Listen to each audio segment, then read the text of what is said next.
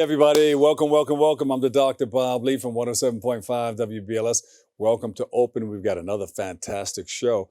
Coming up on today's show, we'll speak to a New Jersey native who will speak about his work as a visual artist. Then we'll learn about a local singing group and the wonderful work that they are doing in our community. And after that, well, we'll hear from a talented photographer all the way from Japan. She'll give us a behind the scenes on her progress and so much more. And finally, we'll speak to an award-winning volunteer and nonprofit professional about ways people can cope with grief. So kick back, kick off your shoes, and relax your feet. We've got a whole lot going on. You're going to love it. We're wide open. Here we go.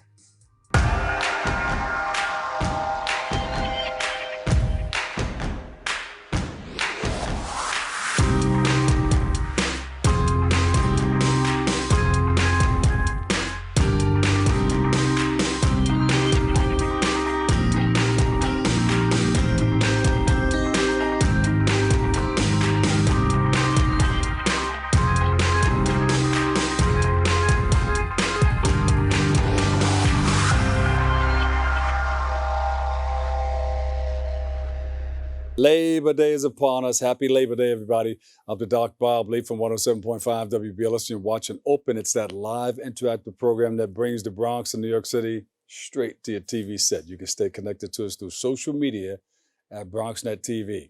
Now, leading things off, our first guest is a visual artist from South Jersey. He joins us to speak about how his passion for art began and how to share his latest work. He's going to do that right here. Please welcome Kenrick Jobe. Kenrick, welcome. Hi, thank you for having me. Kenrick, we were messing around just before we went on, right? We were talking a little bit about the Bible because, of course, your name is Job, and Job is in the Bible, but we're not going to go there. Thank you for all that you do in our community, though. Give us a little background on what you do and how you got to where you are today. Well, my name is Kenrick Jobe. As you said, I want to thank you for having me on. I'm 28 years old. Mm-hmm. I live in Lexington, Carolina. And, now I do visual arts both. So I'm constantly looking at different ways to reinvent myself and be creative. I draw, I paint, I do a little bit of digital painting as well. I'm working on my own website. So I'm just trying to get the word out and also be a positive impact. That's a heavy piece of work that I just saw pop up on the screen there. What was that? Whoa, and look at that. You like that? Yeah, how did you come up with that? Well, I've always been a Kobe Bryant fan. Yeah. And when he passed away, unfortunately, it definitely hit me hard. So for about a month and some change, I didn't work on anything else. I just did that piece. I worked on that, and it was kind of just like a tribute to him. Yeah. You know, I put him in the book, People to Know in Black History and Beyond, recognizing the heroes and sheroes who make the grade. Of course, he's one of the greatest. So I would look at that piece of art right there. And I like all the other stuff that flashed across too. So when you have one of those little shows and stuff, you let us know so we can come down and pick up a couple of pieces. You're always welcome. I appreciate you having me on. Yeah. Are you thinking about having one, like a little showcase or? Definitely. It might not be this year, but definitely 2024 for sure. Got the location? You thinking about it? I'm not sure yet. I definitely want to invite as many people as I can. So I want to be mindful about the location, but I'm more focused on the work and being impactful. I'm really interested in different customs and cultures and stuff like that. So I like to tap into things that I'm not necessarily used to in reality, and like speaking on it through my artwork. So I want it to be interesting once I do it. What was the motivation behind getting involved in your artwork? What inspired your journey as a visual artist? Honestly, ever since I could remember, I always loved to do. So when I was younger, my uncle used to come over and draw, like Spider-Man and X-Men, like different cartoons and stuff like that. And I would want to draw the stuff that he was drawing. And once I really picked up on that, I never really stopped. It was always something that made me feel, gave me comfort. It was something I was always passionate about. So it's just my go-to. Yeah. It doesn't feel like work to me. So your family played a big role in your career. Definitely. I'm a big family man. I'm very grateful for my family and what they've done for me throughout the years, because they had to believe in what it is that I'm doing too. So the support, I can't put a price on it.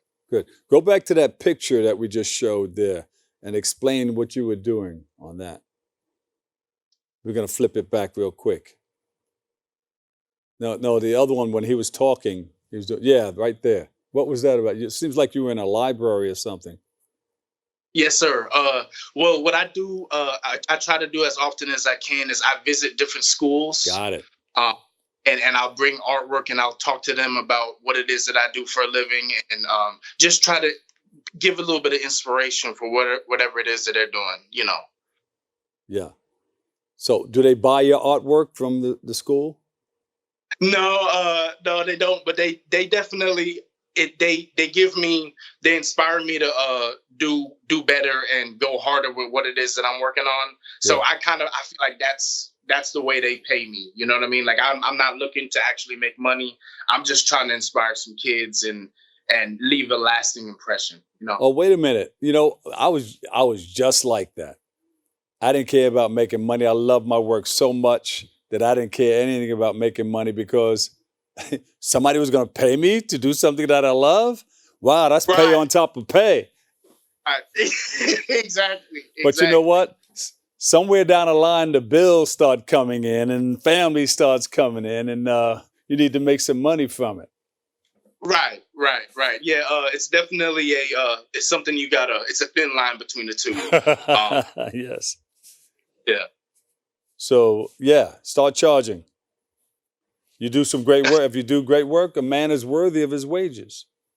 Oh, yeah, definitely. I do charge. Yeah. I just, when it comes to the schools and like the younger people, I'm not looking to profit off of them. But I got you.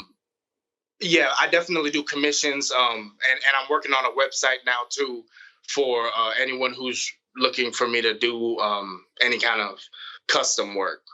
Oh, you do caricatures and everything? Oh, well, I mainly do more like fine art. I'm trying to focus more on that. So like I'm looking to put pieces in galleries and museums and stuff like that.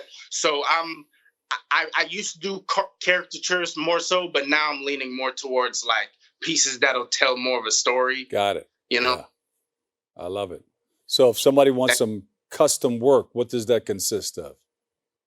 Well, you could just reach out to me on my website. It's KenJobe.com or Instagram. I'm big on Instagram. It's my first and last name, KenrickJobe. Yeah, and you'll get the job done. The job done. I like that. You'll get it done. You have any upcoming events that we should know about? Not right now. But I'm always updating anyone who's following me on Instagram or online. So just make sure that you keep up with that, and you'll know what I got going on for sure. And there's always a dream and stuff that people think of. Are there any artists that you would like to collaborate with or work with or do something for? That's a good question. I've always been a very big fan of Kanye West. So that's shooting for the stars, but I definitely would love to work with someone like that. And then also Peso Pluma. He's more of a new a Mexican artist. I think it would be really cool to work with artists like that. All right. So if they were watching us, what would you tell them? Give them the information and say, hey, man, I'm reaching out to you. I need your help. Go for it. Kanye West is watching. He's watching.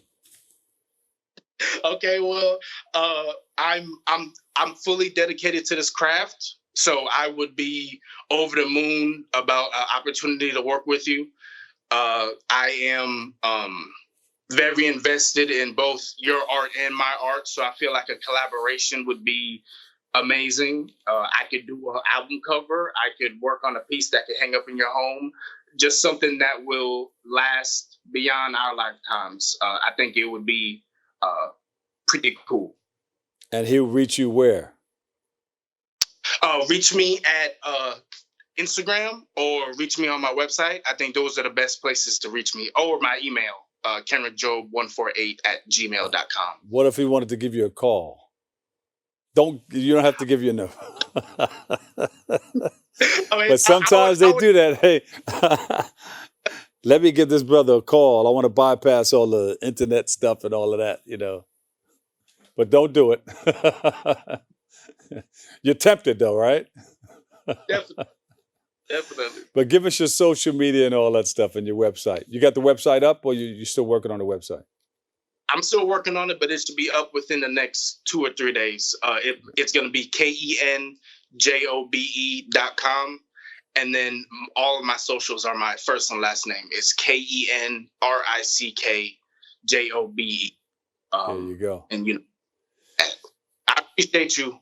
I appreciate you too. But before you go, there's some students that are watching you and they're looking to get involved in this business of ours. What would you tell them?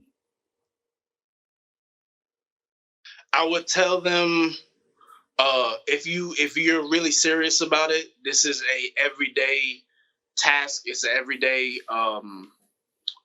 attempt. So don't think that it's something that you could rush. It's going to take a lot of time and effort, but the rewards is out of this world for sure. Excellent. Kenrick Jobe, thank you so much, my brother. Thank you. I appreciate you. Thank you. Keep pumping out that great work, man. We're watching you. All right. Get the job done. All right. We'll take a break. I've got more open coming your way next.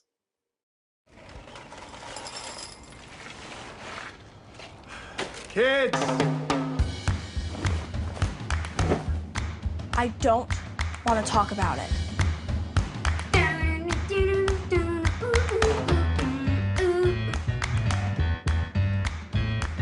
I don't want to talk about it.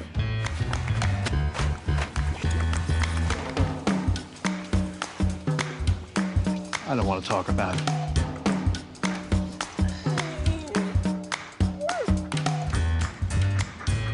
I don't want to talk about it.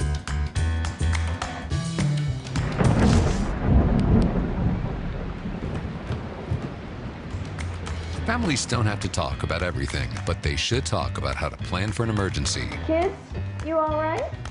This family's prepared. Get tips and resources to make your family's emergency plan. Go to nyc.gov/readyny or call 311 for more information.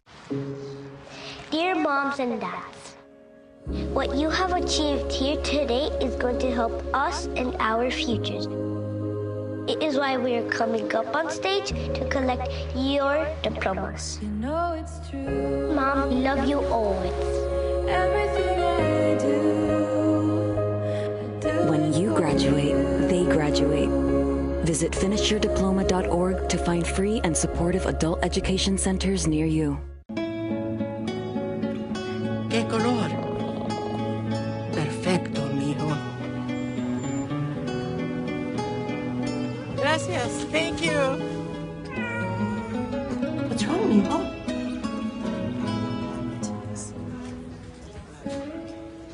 Donating to a pet's medical care is one of the many ways you can help families in your community. Pets and people belong together. Learn more at petsandpeopletogether.org. And welcome back. Our next guest is the Publicity Manager of the Riverdale Choral Society. She joins us to share information on how singers can join the choral. It's a wonderful group as early as next spring. So please welcome to the show, Naomi Marcus. Naomi, welcome. Hello. It seems like I had you on before. Were you on with me before? Yes, I've been with you before, and I'm ready this time. Yes. You were ready the last time. I remember, and you sang. Did you sing sang a little bit for us, or we asked you to? Yeah, you did indeed. And I actually came up with something to sing. You did. So, All right, so you prepared. That's good. Well, for the people who are just joining us for the first time, give us a little background on all the wonderful things that you do at the Riverdale Choral Society.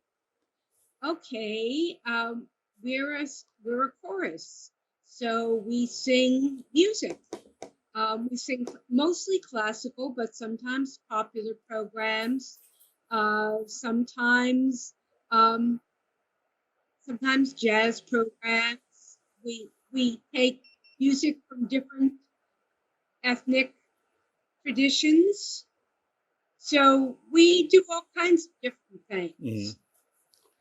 So you And said, we sing, and we practice that performance. yes, So we're going to performing, our next performance will be on December 10th. and you said you can get people ready before next spring? No. We're inviting people to 2 open rehearsals on September 6th, which is the Wednesday after Labor Day, and then the next week also, Wednesday, September 13th. Mhm. And they'll be joining us if they want. And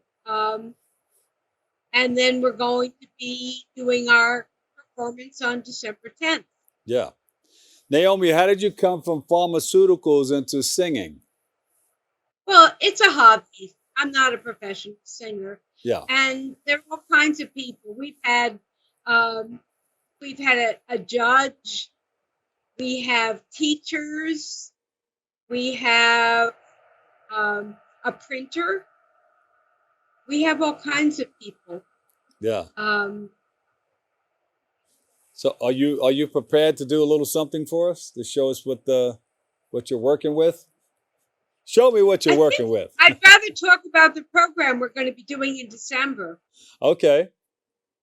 Yeah, our major work that we're going to be performing is the Foray Requiem, which is a very beautiful piece. And then we're doing a number of short pieces, one by Foray, by Mozart, Bainton, and Rodder, who are not that well known out of the choral music community, but they are well known singers, and of course, Brahms. Wow.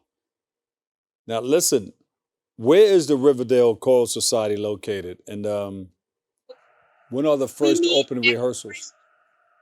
We meet at Christ Riverdale, which is a beautiful Gothic style church in Riverdale. It's on Henry Hudson Way, on the east side of Henry Hudson Way.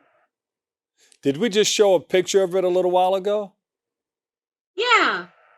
Go back to that picture. Is that it? Because that is beautiful. Is that it right there? Yeah. That's it. Wow. Yes. That is gorgeous. That's a beautiful picture right there. Yeah. And is that you guys singing? That's us guys singing. Look at I'm that. not sure where I am. I'm someplace over to the left side of the picture. You're on the left side of the picture. Yeah, where the sopranos are. So wait a minute. When you have a setup like that, the sopranos are on what side? How does that look? Sopranos on the left side, and then how's everybody else situated? The sopranos, altos, tenors, bass. And why is it set up like that? Any particular reason? Well, you want to be with your own part so you can hear what the people around you are singing. And that way, if the conductor is signaling to us to come in, he can just point in one direction, and there we are. Yeah. And everything works together like a hand in glove. Right. Yeah. Yeah. Yeah. Well, that's what the conductor's for, keeping us together. Yeah. It keeps the rhythm and everything going. I wonder if I can do it. Let me see. Okay, I've got my eye on you. I would love to come down and see you guys work. Well, Wednesday night at 7 o'clock is when we rehearse. So we'll be starting on September 6th at 7 o'clock. Okay. And are you guys going to be preparing things for Christmas caroling and all of that? We sometimes do that informally. Yeah. And last year we did a December program of Christmas carols, but it wasn't the traditional carols that people know. It was there's a ceremony of carols by Benjamin Britten. We did that, and we also did a piece that's a compendium of Spanish language carols. Wow. That we did this year. So you guys go pretty deep, huh? Yeah, we do. Now, are you training as a volunteer guide at the New York Botanical Garden still? Yes, I am. Yeah. I'm not training. I'm doing it now. You're doing it. All right. Yes. Yeah. It's been kind of difficult this summer because many of my tours got rained out. Yeah. So you enjoy the hiking and the swimming and the biking, everything that goes along with it? Yeah. That's you. That's me. Yeah. That's good. Hey, you gotta keep it moving. It's just like you keep every part of the body moving, you gotta keep those vocals moving too. Yeah. Well, it helps. It all helps. Yeah. Keeping healthy. Yeah. And when you sing from the diaphragm. How does that work? Explain that. Yeah. You sing from deep, and you have to breathe. You have to breathe into your abdomen, and then support the voice. Yeah. Are you prepared to give us like a little something?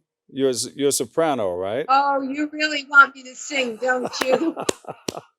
We want to hear you sing right here on BronxNet. Makes everybody happy. Okay. Okay, I'm not warmed up. Okay. What do we have to do to get warmed up? What are some of the things that people do to warm up? Warm up? Oh no, you don't want to hear me. You don't want to hear me warm up. I do things like sirens and arpeggios and octaves. I've heard it all. Hosting a lot of shows, Carnegie Hall, all over the place. I've heard all kinds of things. But people have to do what they have to do in order to get warmed up and get ready for the show. Yeah, right. No, you don't ever hear a professional singer just singing. They've been warming up in the wings of the stage before they come on. So you do what kinds of sounds do you make when you get ready when you warm up? Yeah. Some people go, oh, exactly. Oh. Yeah. You go like all the way up and come all the way back down? Right. You just heard it. And you're warming up the voice. Do it again. Oh. I think you're ready now. Yeah. Are you warmed up and ready to go now? Here's my magic fluid. It's just water. Are you sure? It's wetting. A 1, a 2, a 1, 2, 3, 4. Is a gift to be simple, is a gift to be free, is a gift to come down where you want to be. And when you find yourselves in the place most right, we'll be in the depth of love and healing. When simplicity is you bow, and we shall be there. We'll turn from the idea of our journey, we go round. Thank you so much. Thank you so. Now wait a minute. You have something coming up. You have some events coming up where we can come down and listen to you guys? Yes. Yeah. Because it really doesn't do any real justice on, on a Skype like this. But no, we would like to get the opportunity to come and see you guys perform and do the right thing. It's very confusing because I hear myself echo, and that distracts me when I'm singing. But see, you didn't stop. Now I know you're a professional. Although there was something hindering, there's some hindrance in there, you didn't stop. You kept it going. That's a sign of a professional. Maybe. So do you have something coming up that we can come down and see? Anything coming up? Any events coming up that you can talk about? Well, our open rehearsals on September 6th and September 13th. All right. So we hope that we'll get some singers coming out and joining us, and then being there to perform with us on December 10th. Naomi Marcus, where can we go? You have a website? Yes. It's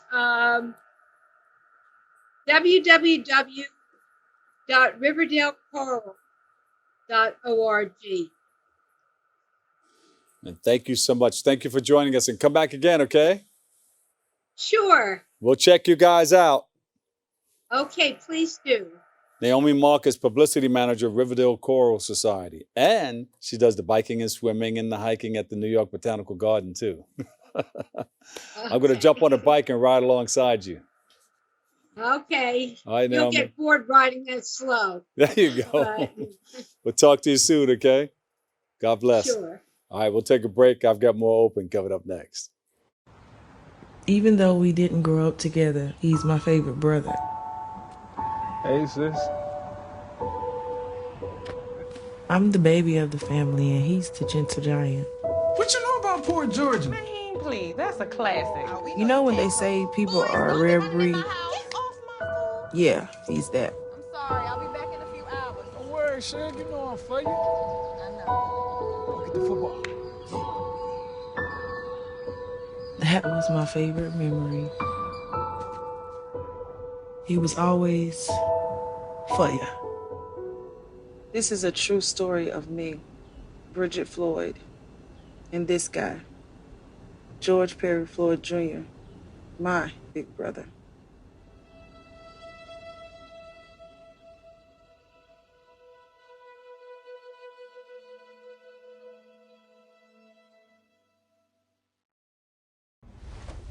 Most hiring algorithms would scream me out.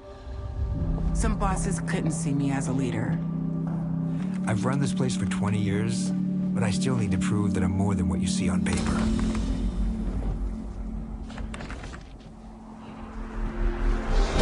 I've been running code as long as I've been able to reach a keyboard.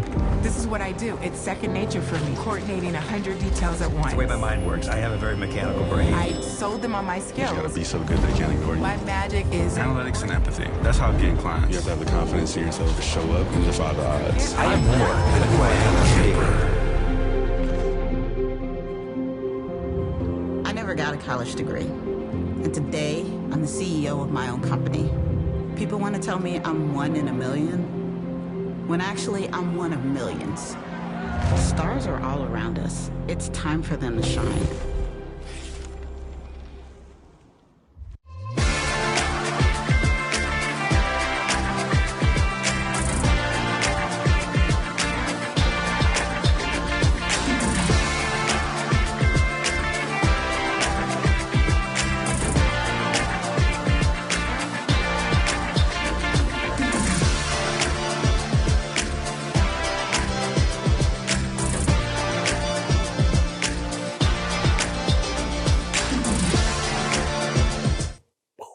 Welcome back. I'm the Dr. Bob Lee.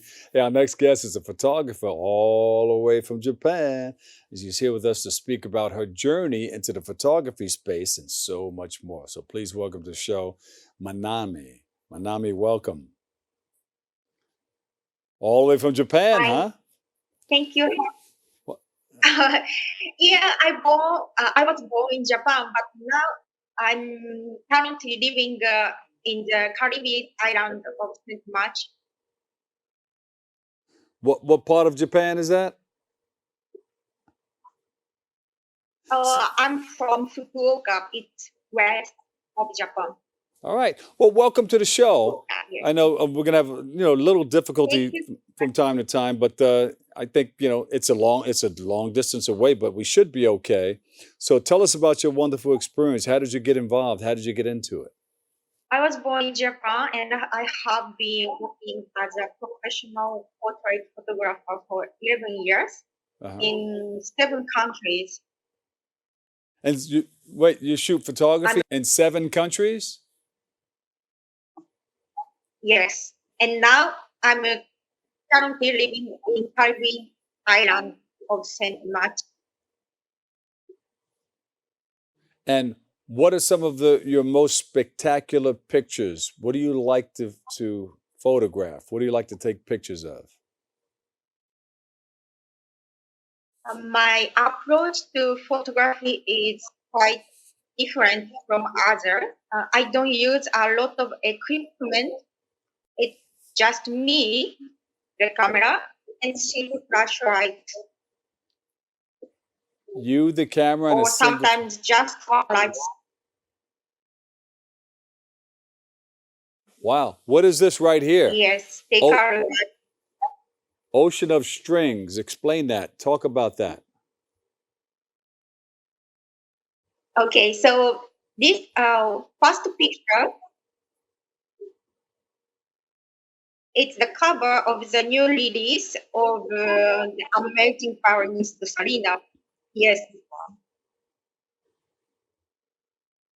This image is not a mix of different pictures, and I didn't use any filter or portrait function. It's just a single shot. That's a single shot with the original background and everything. Yep. Nothing added in. Wow, that's a great picture right there. Beautiful. Thank you so much. So it was the first time I worked on Salina's artwork, and we both love this result. So the second picture, we can see thousands of stars in the sky and lightning from villas. I love this house. That's amazing how you capture the subject, and you got the clouds, and you got the homes that are lit in the back, and you got the little lake or ocean, whatever that is, and you see, I think that's a moon coming up in the background. It's amazing how you put all of that together, the light and the aesthetics and everything involved in that picture is beautiful. Thank you so much. It's complicated, but we can do without any need of different, or just a single shot. It's possible if I use any specific camera or lighting setup. Yeah. You don't use any special equipment for the work that you do?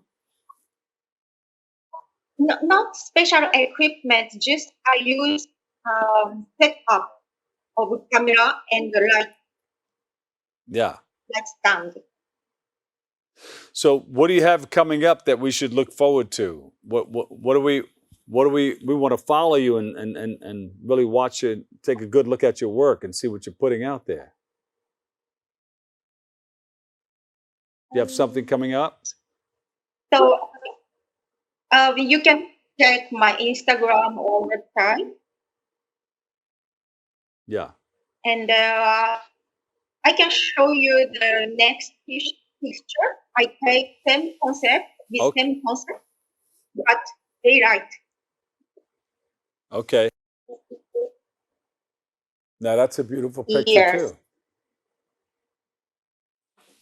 Thank you. So this is same concept. The background of this photo is the sea, and I like how it's powerful. Those are pictures with like a refreshing look. I mean, there's no blur. Only what you want to show. You have the subject that's outstanding, that's present, and then the background maybe fades a little bit. Beautiful touch. I like that. Yeah. Good eye. Good eye. Thank you so much. Oh, look at that. So actually, I don't use a lot of also so this month.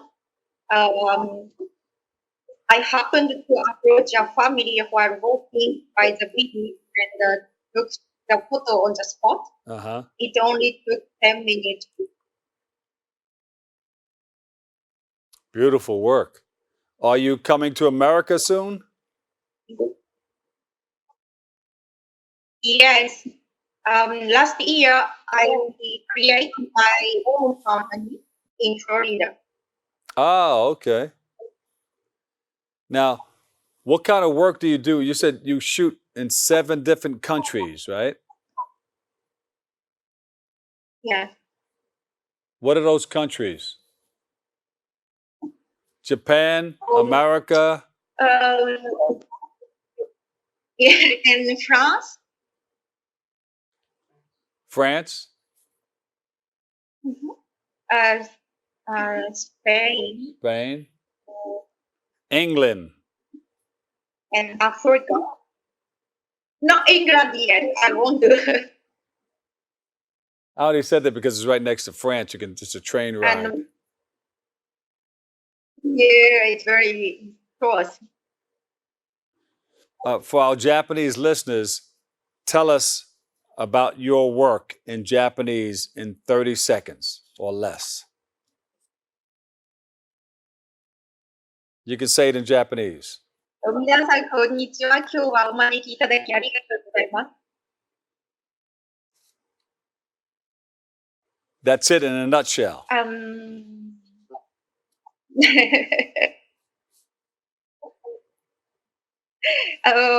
Can I show you other one? Maybe you love this. Yeah. Yeah, show it to us. Because this is kimono with our traditional costume. Mm-hmm. But took in Florida. In Florida, yes. Yes, there is a beautiful Japanese garden. Beautiful. And I have passion for kimonos and taking pictures of people dressed in them. Beautiful. Well, listen, how can people contact you if they're interested in booking you to do some work for an event or take some personal portraits? Oh, they call me by Instagram or website. And now the people know I do a kimono photo shoot, especially Japanese American mixed family in United States. They call me directly because their friend already worked with me. Yeah. And what is you have social media? Yes, Instagram. All right, and what is it? What's your handle? Photographer Manami. And we'll put it up on the bottom there too. Manami USA.com. Say it one more time. ManamiUSA.com. ManamiUSA.com. Yeah. Right. But listen, thank you so much for sharing, and come back again and join us, okay?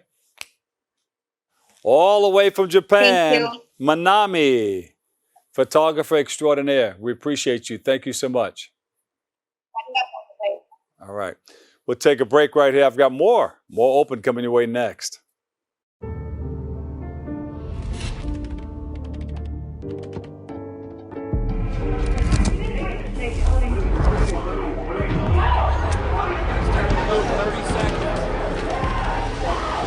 I'm an ex-drug dealer, and I'll be your sub today.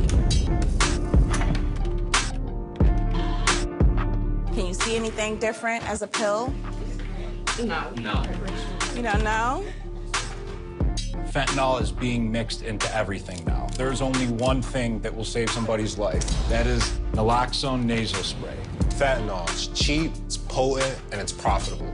Why would drug dealers put a lethal dose of fentanyl in drugs if they know it's so harmful? Really just all about the money. I just didn't realize that one pill could change your whole life. More kitchen now.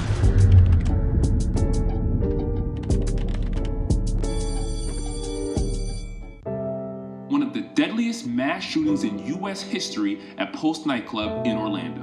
Walking into the building for the first time after the shooting, it was crippling, but it had to be preserved. If you're an ally of this community, speak out. There are more of us together than apart. It is the power of love in its rawest form.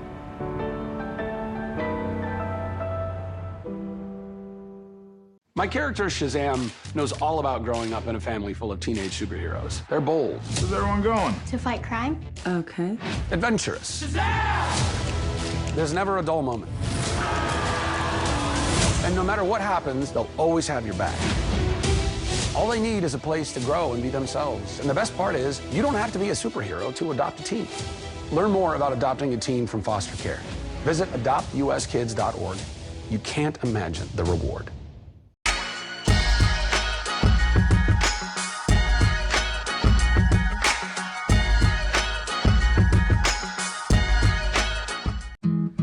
Where did the time go? Somehow I lost all those years.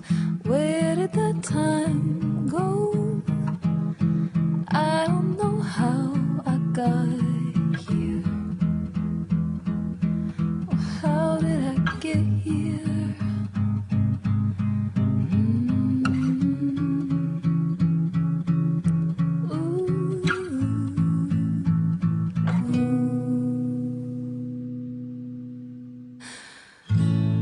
I can see now. You've done the hard part. You quit smoking.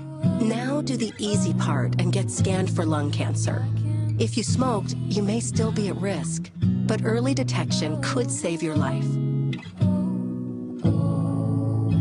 Talk to your doctor and learn more at savedbythescan.org. Even though we didn't grow up together, he's my favorite brother. Hey, sis. I'm the baby of the family, and he's the gentle giant. What you know about poor Georgia? Man, please, that's a classic. You know when they say people are a rare breed? Yeah, he's that. I'm sorry, I'll be back in a few hours. Don't worry, Shug. You know I'm for you. I know. Go get the football. That was my favorite memory. He was always for you. This is a true story of me, Bridget Floyd, and this guy, George Perry Floyd Jr., my big brother.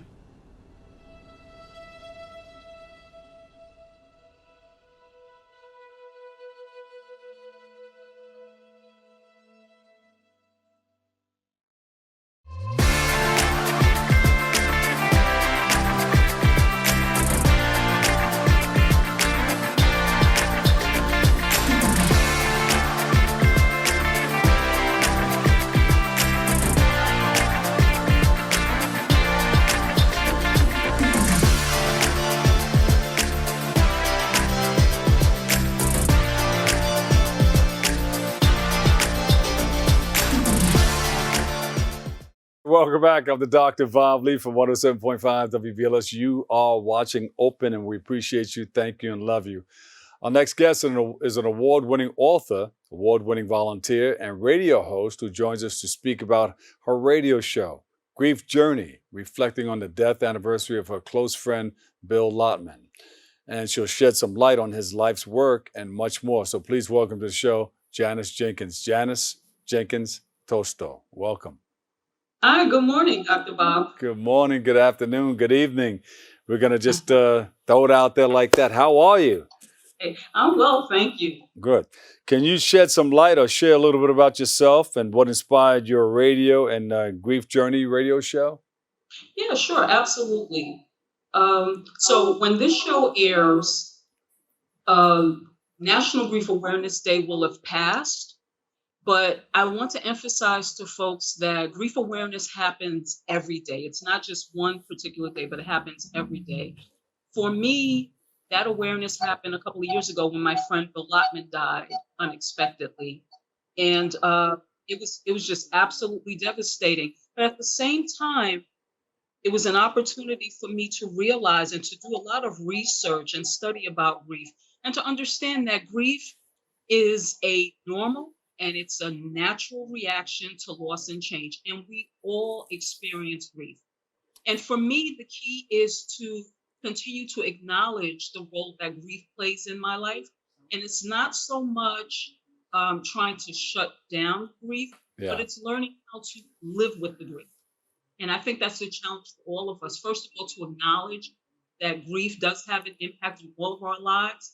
And when I say that, your earlier guest, Kenrick Jobe, gave a perfect example. So he talked about how he was impacted by the death of Kobe Bryant and by his daughter. Yeah. And as a result of his grief, what he did was he turned to his visual art and he created some artwork to honor Kobe Bryant and to come to terms with his grief, which is a perfect example of what I'm talking about. Mm-hmm. You know, the importance of acknowledging that grief and then being okay with whatever feelings arise as a result of that grief. So I thought he gave a perfect example of that. Yeah. And, a lot of people are dealing with, like you said before, grief every day. During your radio show, what are some of the main points that you are talking about? What do people want to know about grieving and grief? So when I created my show, I didn't want to come from the perspective of a therapist because I'm not a therapist. My premise is very simple. I am a griever and I wanted to talk to other grievers. I wanted, first of all, to give them a platform so that they could honor their late loved ones. That was really important for me, to give them the opportunity to talk about who their person was, what their life was like, and not so much focus on how they died, but to really focus on how they lived. And then the other aspect that we talk about is how we integrate that grief into our lives. So how do we live with that loss? Yeah. So I have had guests who've come on who have lost siblings, they've lost children, they've even lost pets. I've had therapists come onto the show to talk more about different manifestations of grief, that sort of thing. So it's a mixed bag, but mostly people come to my show because they want to honor someone that they love, someone that they love. If there is a disbelief, there's a when people get upset, then there's a denial until the real thing sets in. Hey, this thing really, really happened. This thing really happened. All kinds of reactions to grief. People's reactions and experiences to grief are individualized. So whereas some people may need to go see a therapist, some people may not need to see a therapist. What might help them is writing in a journal, writing their feelings and thoughts in a journal, spending time in nature, spending time with friends and family, going to religious services, doing artwork, as Mr. Jobe said earlier, doing artwork, playing music, all kinds of things, learning to dance, learning to eat better, all types of things people engage in to work through their grief. And that's after you get those stages behind you, because sometimes those stages, they are real. They are real. But when you finally come to the point where you say, hey, this thing really, really happened, then you can begin to heal. But how long, is it individualized thing? How long should people grieve for? There is no timeline. No timeline. No timeline. As people can be grieving until the day they die. There's absolutely no timeline. As a matter of fact, in my most recent show, I had a mental health therapist on. She lost her mom. Her mom died by suicide. And she wanted to make that clear. She said, Janice, there is no timeline for grief.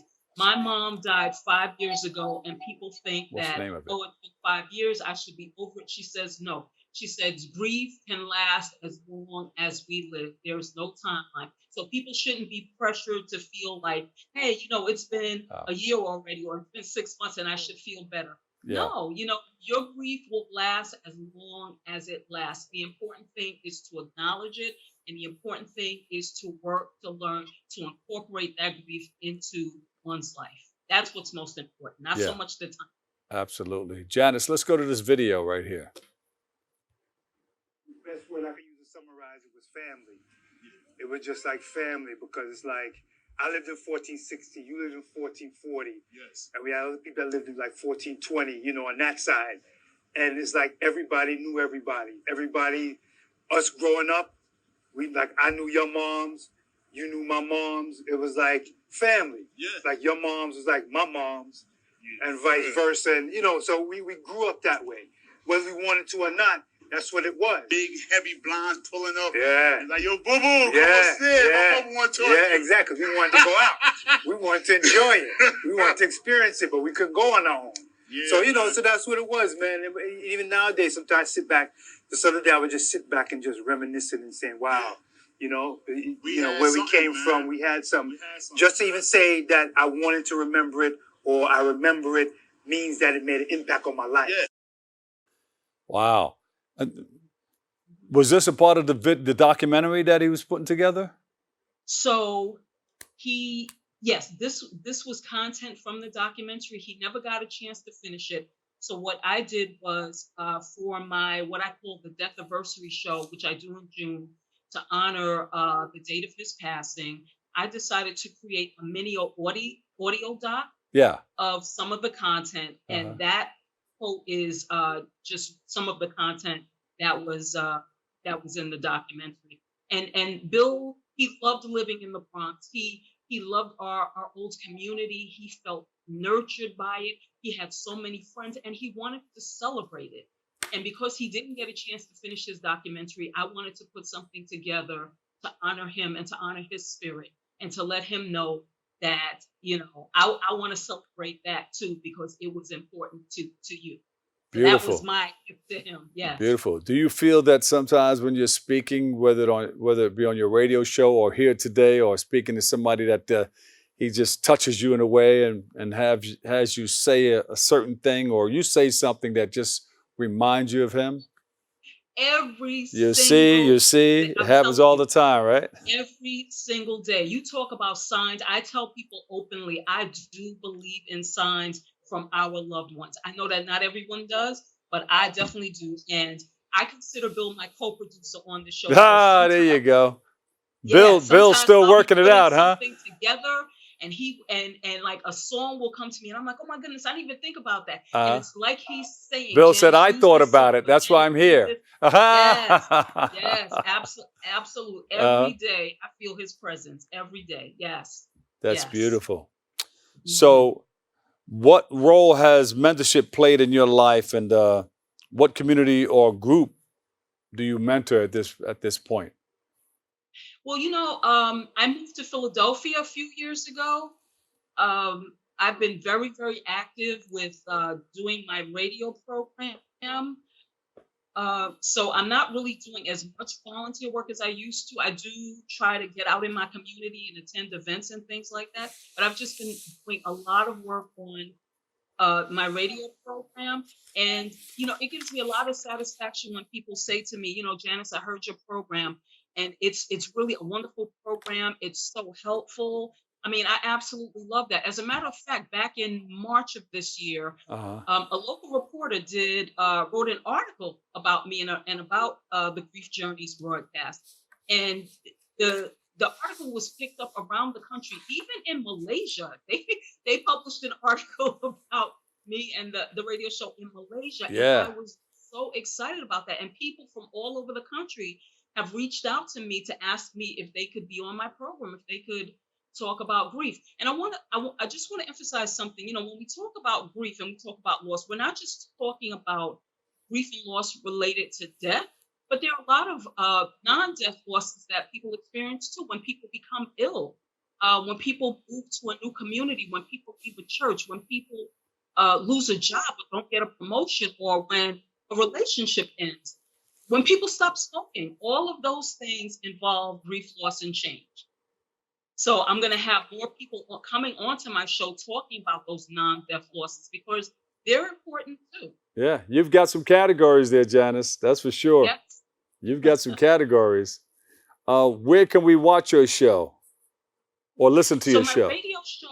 My radio show, I usually tell people to go to my Mixcloud page because then they can access my show anytime. It's mixcloud.com and then /Grief Journeys host because I'm the host of Grief Journeys. My radio program comes on the last Friday of the month on my local radio station, community radio station here in Philadelphia. So most people would not be able to hear it, but if they go to my Mixcloud page, they can definitely catch my radio program. Yeah, you know, I don't know if you put that background on there purposely, but it just fits the moment at the time. It's like, you know. Janice, thank you for all that you do. We appreciate you. Thank you so much. Thank you for having me here. And I'm sure Bill is with you every step of the way. Absolutely. Yeah. So social media, website, where can we go to follow you for more of this wonderful information? So I'm on Facebook, Janice Tosto Philadelphia, and I'm on Instagram at Grief Journeys Host. You want to give a shout out to any of your friends that help you out or family members?